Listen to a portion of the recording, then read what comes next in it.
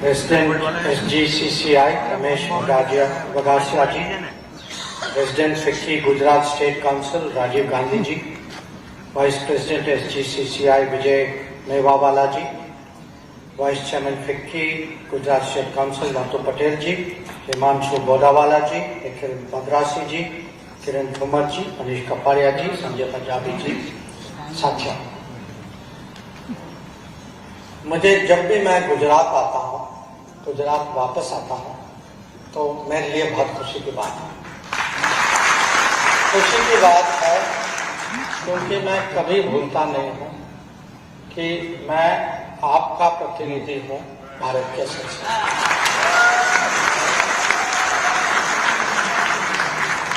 तो मेरे लिए एक किस्म से ये हर समय एक होम कमिंग होता है।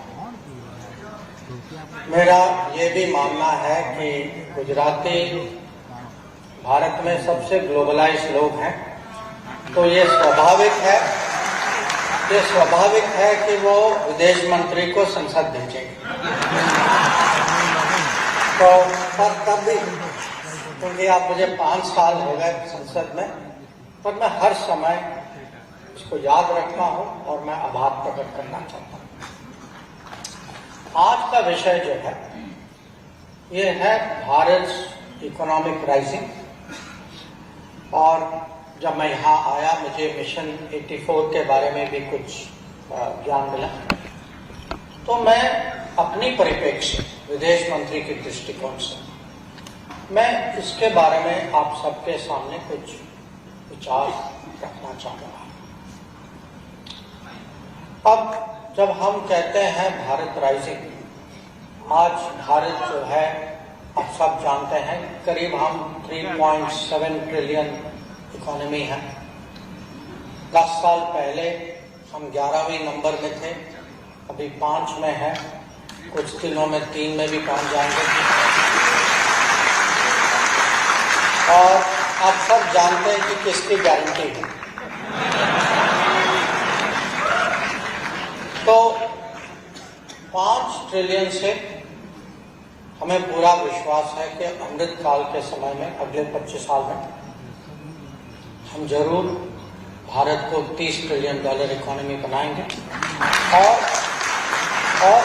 गोल्डमैन सैक्स का अभी हाल ही में एक स्टडी निकला था, जहां उनकी अपेक्षा थी कि 2075 तक भारत जो है will be the number 2 economy in the world. हमारी GDP जो है वो $52.5 ट्रिलियन उतनी बड़ी होगी। अब भारत तो डेफिनेटली राइज कर रहा है, इसमें कोई विवाद नहीं है, कोई अलग राय नहीं है, पर हम सब पे निर्भर है कि हम अपने आप को दुनिया के साथ कैसे जोड़ें, दुनिया की जो अपॉर्चुनिटीज, जो चैलेंजेस हैं, उसका पूरा लाभ कैसे लें।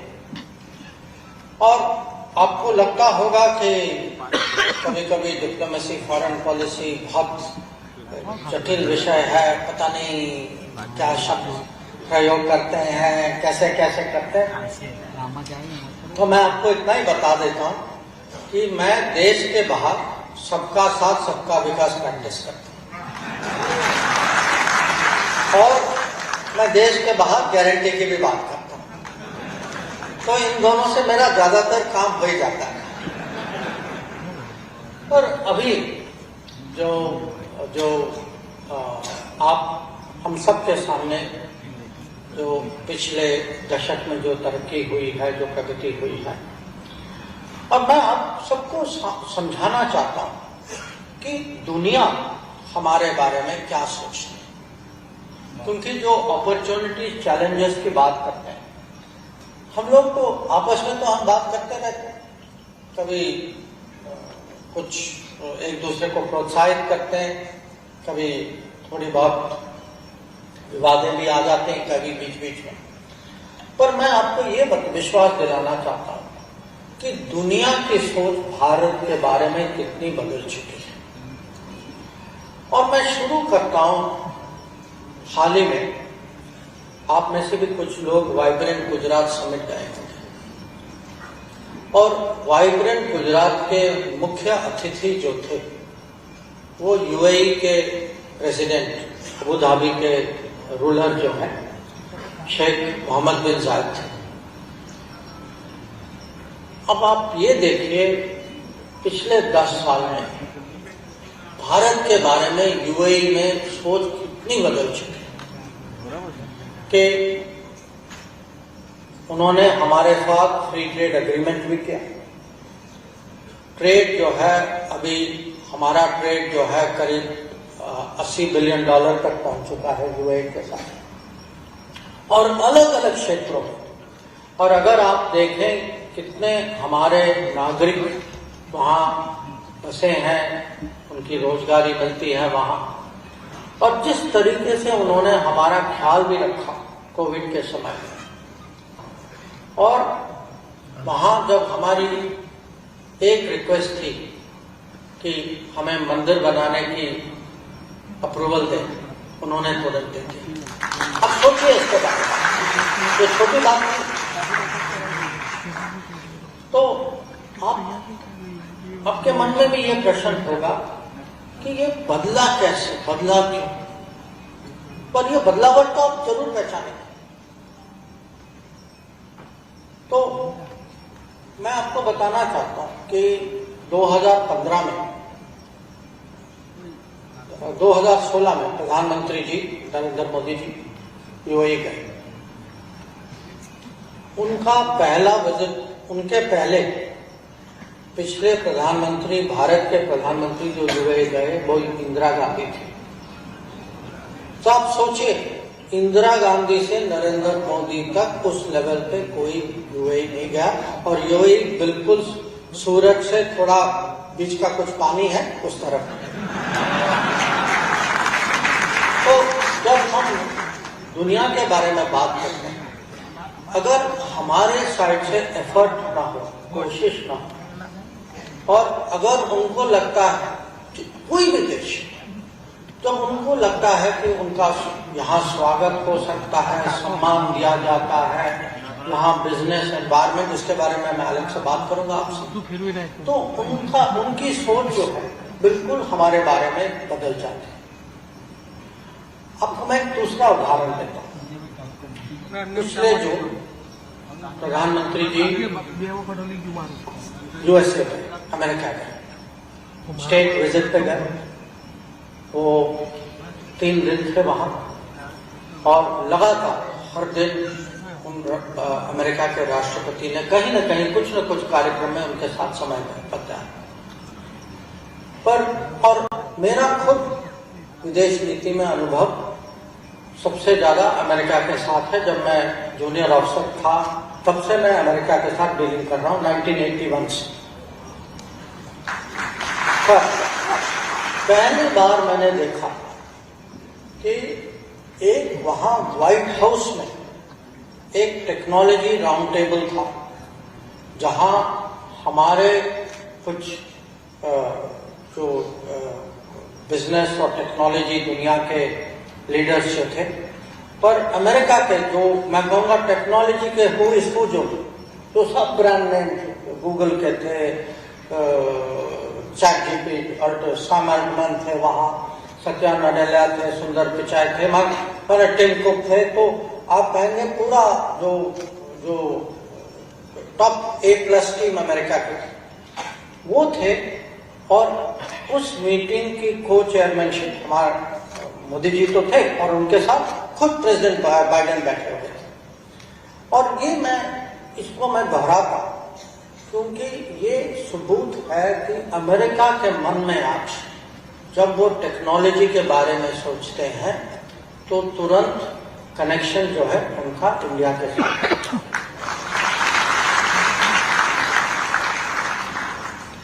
अब पिछले साल, अब ये भी आपको याद होगा कि हमारी अध्यक्षता थी G20 की, और G20 को हमने उत्सव के रूप में मनाया, पूरे देश में ले गए, 7 शहर में ले गए। अब G20 माने खुद एक किस्म से चुनौती थी, क्योंकि दुनिया में बहुत बड़े विवाद थे यूक्रेन के मसले पे खासकर। पर G20 के समय में भी दो बड़े बिजनेस, इकोनॉमिक, आर्थिक निर्णय लिए गए जब G20 का समिट चल रहा था। एक था इन भारत से यूरोप तक, इंडिया और ये जो है Saudi Arabia, UAE, Saudi Arabia होते एक इकोनॉमिक कॉरिडोर बनाने का निर्णय।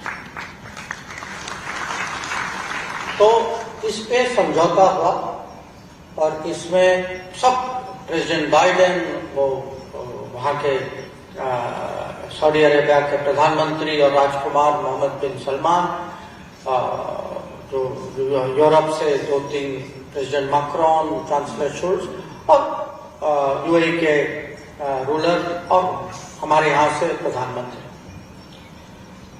दूसरा निर्णय जो हुआ एक ग्लोबल फ्यूल बायोफ्यूल्स अलायंस का हुआ कि हम जो है सब लोग मिलजुल के कैसे बायोफ्यूल का प्रयोग बढ़ाएंगे। पर मैं कॉरिडोर का जिक्र इसीलिए कर रहा हूं क्योंकि आप देखिए G20 चल रहा है, बहुत सारे विषय हैं, पर तब भी बहुत सारे देश, उनके लीडर्स के मन में है कि इसका उपयोग करते हम भारत की ओर एक कॉरिडोर कैसे बनाएं। तो आप अपना ही इतिहास याद कीजिए कि एक समय था पूरी दुनिया जो है भारत के लिए रास्ता कैसे खोजे, इस पे लगी हुई थी। अब वो समय वापस आ रहा है जब आप कनेक्टिविटी की बात करते हैं, और उन्होंने, सब लोग व्यस्त थे, बहुत सारा काम था, पर तब भी उनके लिए ये प्रायोरिटी थी कि हमें ये समझौता उस समय हमें कराना ही था। अब मैं आपको कहीं और ले जाता हूं। आप जानते हैं कि 26 जनवरी परंपरा है कि 26 जनवरी पे विदेश से कोई अतिथि आए, और इस साल जो है फ्रांस के राष्ट्रपति इमैनुअल मैक्रोन जी आए थे। तो ये मेरा सौभाग्य था कि जब वो पहले जयपुर आए, उनकी हवाई जहाज पहले जयपुर में उतरी, वहाँ प्रधानमंत्री जी भी बाद में आए, फिर वहाँ से हम लोग दिल्ली गए। तो जयपुर आए, उनकी पहली यात्रा थी वहाँ जयपुर। तो मैं मिनिस्टर था, मैंने स्वागत किया, हम लोग गाड़ी में बैठे बात करने लगे। तो उन्होंने कहा कि मैं पहली बार आ रहा हूँ, मैं एयरपोर्ट में देख रहा हूँ, तो आपके यहाँ लगता है कि बड़े शहरों के बजाय कुछ और भी एयरपोर्ट है? तो मैंने कहा हाँ जरूर है।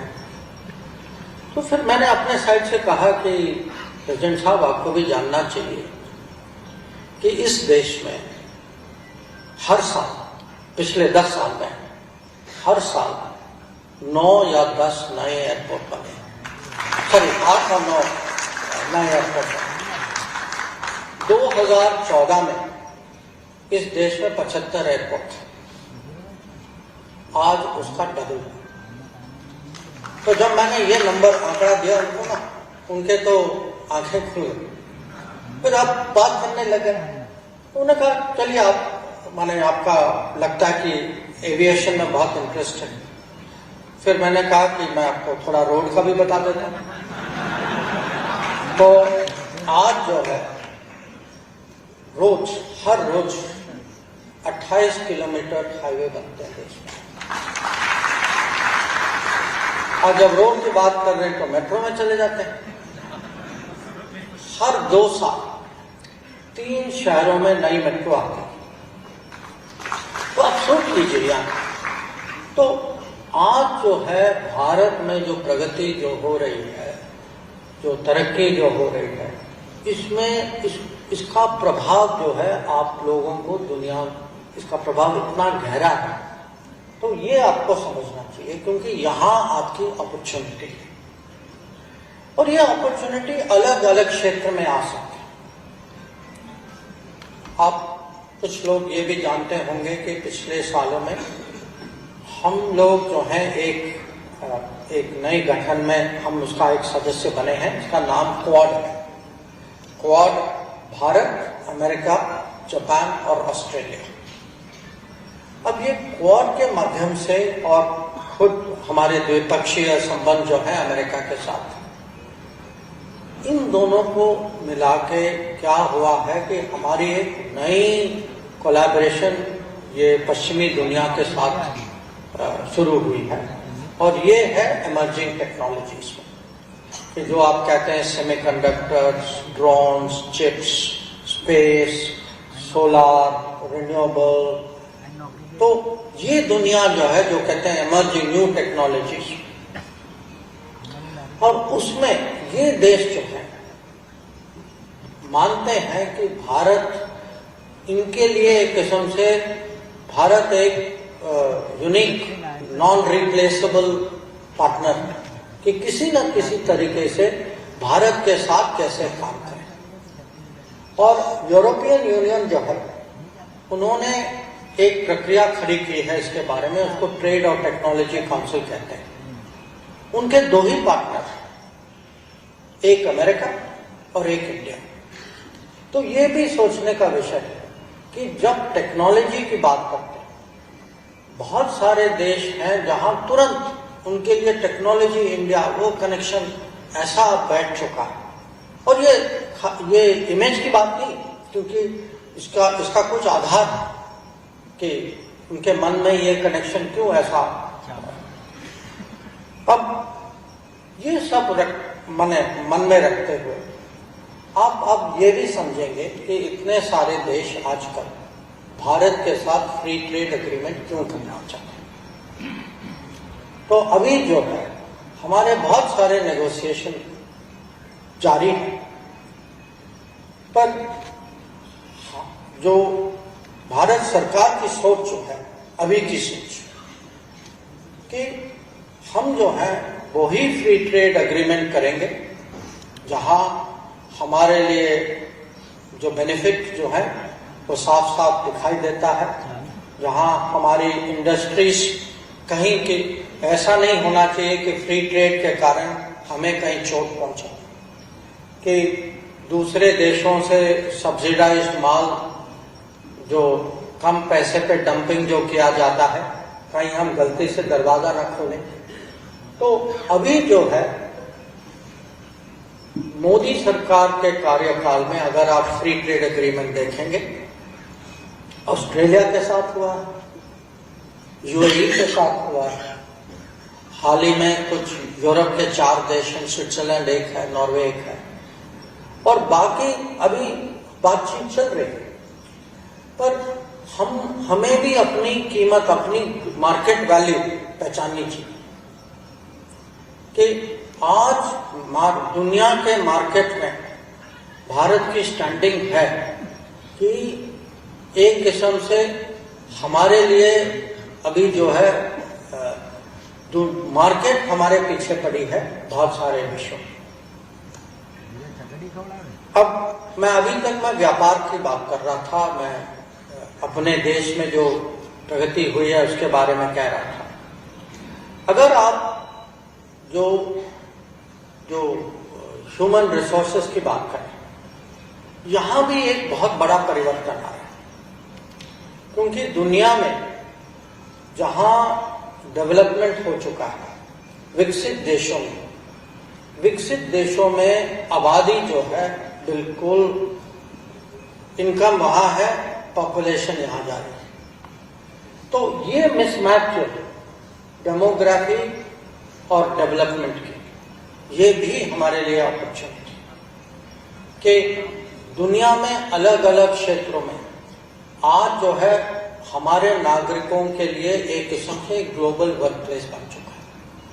और मैंने जहां भी आप चाहे, अगर आप सब लोग प्लेन में बैठते होंगे, अगले बार जब आप प्लेन में बैठेंगे, अगर आप नॉन एयर इंडिया या इंडिगो या इंडियन एयरलाइन से न जाए, कोई फॉरेन एयरलाइन में भी अगर आप बैठेंगे, आप देखिए कि वहां की क्रू कितने लोग भारतीय मूल के, शिपिंग में आज भारत अपनी पहचान बना चुका है।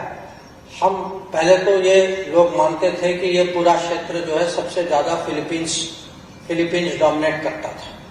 अभी हम उस लेवल के आ चुके हैं। कोई भी होटल जाइए आप दुनिया में, मैं सिलिकॉन वैली की बात नहीं कर, मैं हाई एंड टेक्नोलॉजी की बात नहीं कर, बहुत सारे डॉक्टर्स, इंजीनियर्स, दुनिया में इतनी डिमांड है आज। पिछले 2 साल में ये, इसके लिए हम भी चाहते हैं कि हमारे लोग अगर देश के बाहर जाएं तो उनका हित जो है, उनकी सुरक्षा जो है, तो हमारी किस्म से ये हमारी जिम्मेदारी है। तो हम चाहते हैं कि जब बाहर जाएं कि जो नेशनल ट्रीटमेंट जो वहाँ के लोगों को जो मिलता है उतना ही हमारे लोगों को भी मिलना चाहिए। तो ये इसको कराने के लिए अलग देशों के साथ हम एक मोबिलिटी एग्रीमेंट करते हैं। अब पिछले मैं खाली 2 साल की बात कर रहा हूं। हमने मोबिलिटी एग्रीमेंट जो है Germany, Austria, Italy, Portugal, France, Australia के साथ किया। जापान ने 20 या 22 क्षेत्रों में वो मान गए हैं कि उस एरिया में वो हमारे नागरिकों को वहाँ वर्क परमिट देने के लिए तैयार है। तो इसीलिए मैं आपको ये बता रहा हूँ कि जो पुरानी सोच थी कि देश की तरक्की के लिए हमें देश को बनाना है, वो तो मान के चले, पर हमारे लिए देश के बाहर की अपॉर्चुनिटी, और ये अपॉर्चुनिटी अलग अलग तरीके से आ सकते हैं। गुजरात में जैसे, क्योंकि मैं कहूँगा देश का जो फार्मा इंडस्ट्री का हेडक्वार्टर गुजरात है। कोविड का एक परिणाम ये था, तब तक हमारी जो छवि जो दुनिया में थी वो थी हम आईटी वाले थे, हम back office of the world थे। कोविड के बाद हमारी छवि बन गई है कि हम फार्मेसी ऑफ द वर्ल्ड, कि वैक्सीन हो या और भी दवाइयां हो। हमने कोविड के समय में करीब 150 देशों को दवाइयां भेजी और 99 कंट्रीज और 2 यूएन एजेंसीज को वैक्सीन दी। तो अब जो है हमारी ब्रांडिंग भी चेंज हो गई है, हमारी खुद वो पहचान और हमारी क्षमता भी बढ़ी है। और ये इंडस्ट्रियल या वर्कफोर्स में नहीं, एग्रीकल्चर में भी आपने कहा था कि बीट, अब जब यूक्रेन में जो युद्ध जब शुरू हुई तो बहुत सारे देश जो हैं हमारे पास आए और उनकी मांग थी कि हम उनको गेहूं एक्सपोर्ट करें। पिछले साल क्योंकि क्लाइमेट चेंज के कारण जो दुनिया की राइस प्रोडक्शन कम हो गई तो हम पे राइस का दबाव पड़ा। तो अभी जो है हम खाली दवाई और इंजीनियरिंग गुड्स या बाकी चीज जो इंडस्ट्रियल प्रोडक्शन एक्सपोर्ट नहीं करते, हम एग्रीकल्चर प्रोड्यूसर भी बन चुके हैं। तो ये सब चीजें जो है बहुत, मैं कहूँगा प्रैक्टिकल चीज उदाहरण देते हुए मैंने सोचा कि मैं आपके सामने रखूं। अब मैंने आपको 2-3 बार कहा कि हमारी जो है दुनिया में पहचान बदल चुकी है। अब इसका कारण क्या है? एक तो मैं कहूँगा कि सब लोग, पूरी दुनिया जो है उसका, सबका कोविड महामारी का अनुभव था और इसमें सबने कहीं ना कहीं, मैंने सबको डैमेज हुआ इसमें। अभी भी ऐसे देश हैं जहां कोविड रिकवरी, अगर आप देखें कि उनकी आर्थिक स्थिति क्या है, उनकी हेल्थ सिचुएशन क्या है, उनका विश्वास, आत्मविश्वास क्या है, कोविड के बाद बहुत सारी, मैं कहूंगा कि दुनिया की रिकवरी अभी भी अधूरी है इसमें। पर हम एक देश थे, जब कोविड शुरू हुआ 2020 में, जब कम से कम जब हम दुनिया को जानकारी मिली कोविड के बारे में। मुझे अभी भी याद है, मैं एक G20 की मीटिंग बुलाई गई थी और ये वर्चुअल मीटिंग था, तो प्रधानमंत्री के पीछे मैं भी बैठा था, मैं सुन रहा था। उस मीटिंग में एक ग्लोबल सिचुएशन की एक एनालिसिस कि ये कोविड कैसे फैलेगा, इसका प्रभाव क्या होगा, कितनी इसकी यहाँ मृत्यु की संभावना क्या है।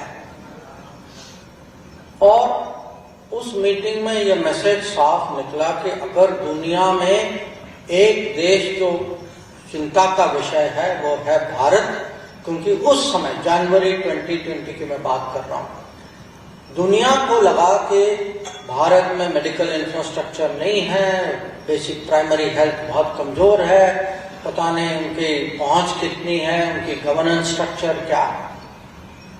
तो हमने शुरू किया कोविड नंबर 1 प्रॉब्लम के नाम, और हम कोविड के एंड में निकले vaccine provider, paracetamol provider, HCQ provider, mask provider, PPE provider.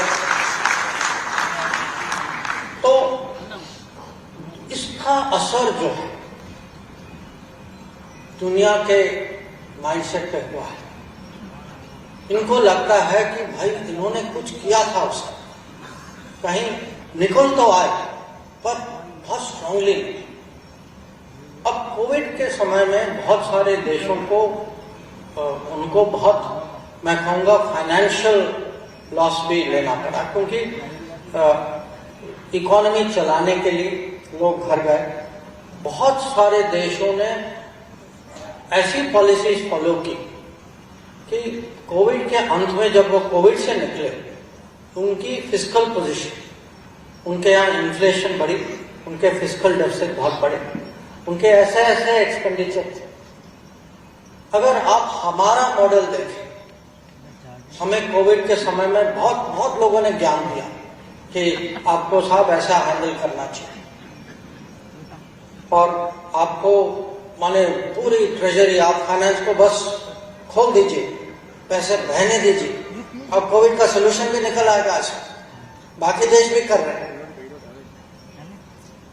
उस टाइम सचमुच I was very happy that prime minister was a Gujarati.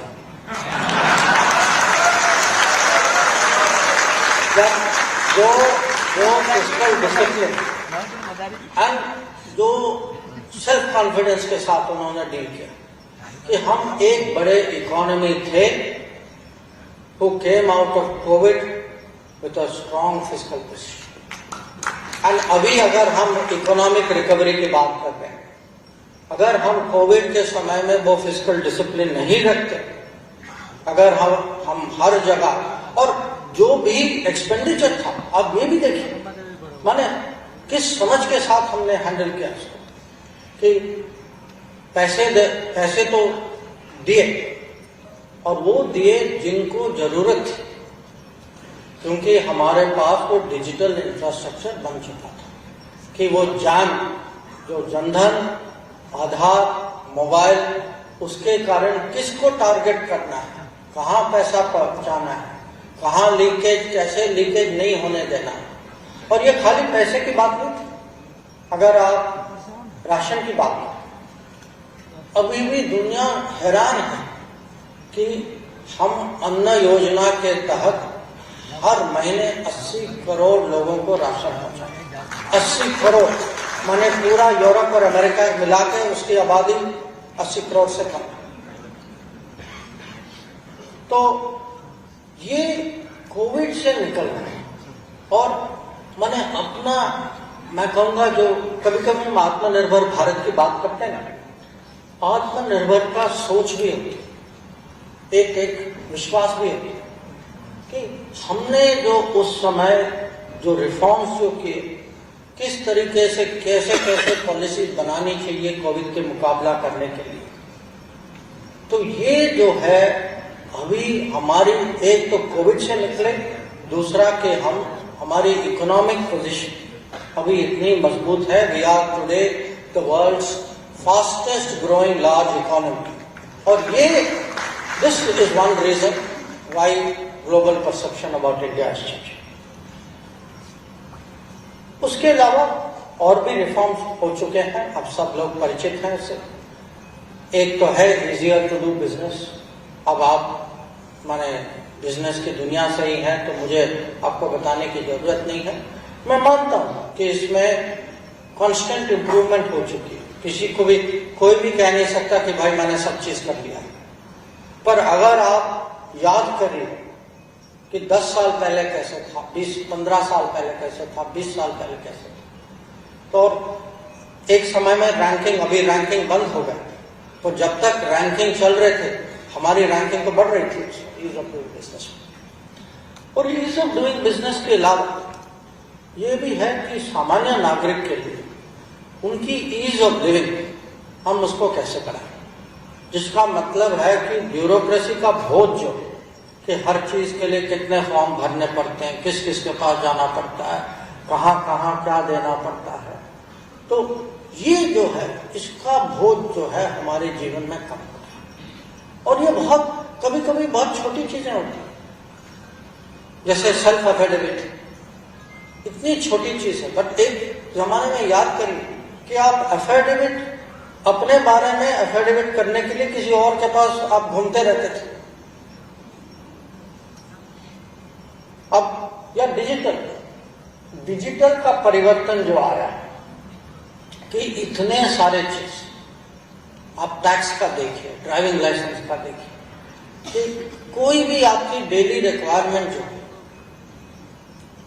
कितना पिछले दशक में कितनी इंप्रूवमेंट आई है इसमें, ये भी दुनिया पहचानती है। अब इंफ्रास्ट्रक्चर की मैंने पहले भी बात की है। जो भी मैंने देखा, जो भी थोड़े गैप के साथ भारत आते हैं ना, कभी 3-4 साल का गैप भी उनको तुरंत लगता है कि हाँ भाई कुछ बदला है। तो हाँ भाई, अब मैं देखता हूँ क्योंकि बहुत सारे लोग मेरे यहाँ ही आते हैं फाइनली, तो हाँ वो कहते हैं मैं यहाँ गया, ये क्योंकि ये भी है, पहले लगता था